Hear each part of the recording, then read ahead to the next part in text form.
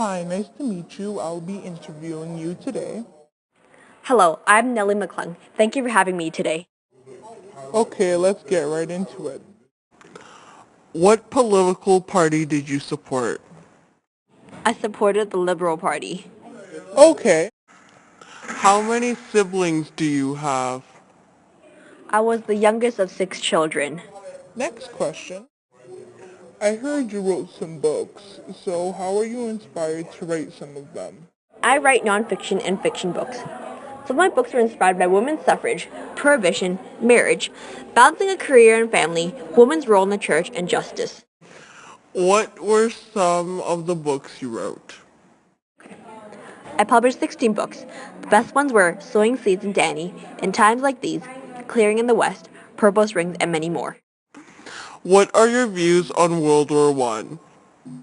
I think that World War I played an important role in broadening the appeal of women's suffrage because the manpower shortage required widespread female employment, making the image of the sheltered female more obviously inapplicable to Canadian circumstances.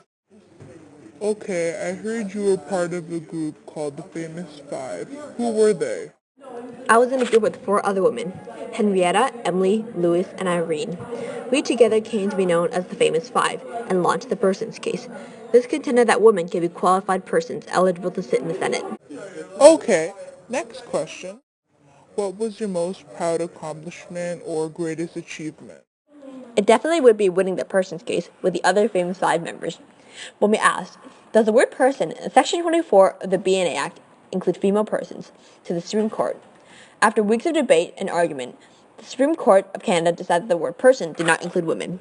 Us 5 were devastated at the news. However, we did not give up. So we went and took the Persons Case to the Privy Council in England, which was seen as Canada's highest court. The Privy Council decided that the word person should include females.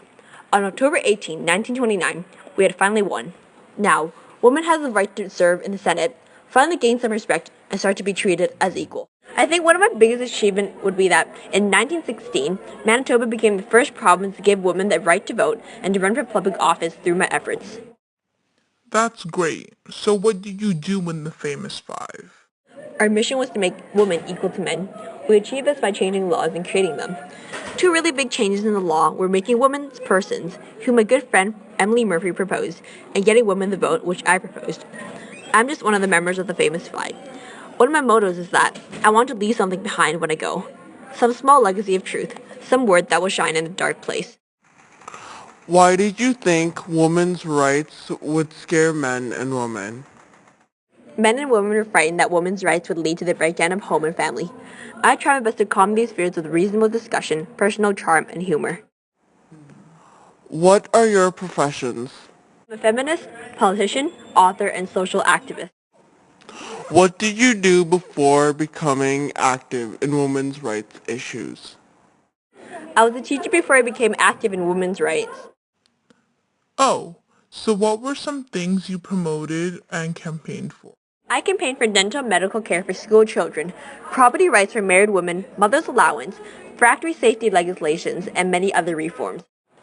I was a strong advocate for women's rights and the vote for women, but I'd also like to promote old age pensions, public health nursing services, and temperance. What organizations were you active in? I founded the Winnipeg Political Equality League, the Federate Women's Institute of Canada, and the Women's Institute of Edmonton. I was also active in the Canadian Authors Association, the Canadian Women's Press Club, the Methodist Church of Canada, and the Calgary Women's Literary Club. What were your views on traditional women's roles? Well, I always questioned traditional women's roles from the beginning. When I was young, I wasn't allowed to run in races because my skirt would fly up and show my legs, which was not acceptable for girls. I always believed women and men should be treated as equals, not one gender should be superior than the other. How did you improve women's working conditions? I became one of the members in the Political Equality League to improve women's working conditions. The league successfully convinced Premier Roblin that the factory conditions were horrible and was working to change it. Well, that's all the questions I have for you today. Thank you for taking the time to do this, Nellie. I hope you have a great day. Thank you for having me.